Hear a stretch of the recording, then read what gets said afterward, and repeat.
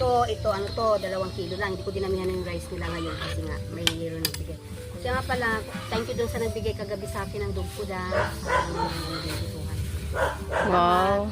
Papakain ko sa kanila ngayon. Yung papakain ako sa kanila minsan ng kunsi. Pag sa gabi naman, sobo.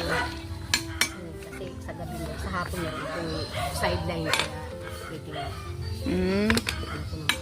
Yan. Tapos pupunan ko na lang ng dog food. Iba dyan. Sarap yung tutong. Sarap po.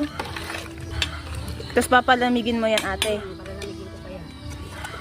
Kaya haluan ko na yung dog food para lumigo yung dog food. Babad na yung May para umalsa siya, ganun. kaya yan din, babad ko yung ano. Ilang araw nila yan, ate, yung dog food? Ano lang, pangalo-halo ko lang. Pag wala, ibig bigas. Wala sa araw yun. Ikaw, te, kumain ka na.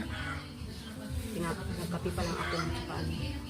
Yung una ko sila kasi nakapagkape naman ako. Beef, tsaka dog food. Pinakamura lang yung dog food kasi. Hindi tayo.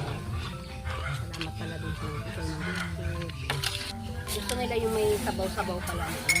Yung hindi tuyo, hindi ano. Kaya lalagyan ko ng tubig. Mm. Ha?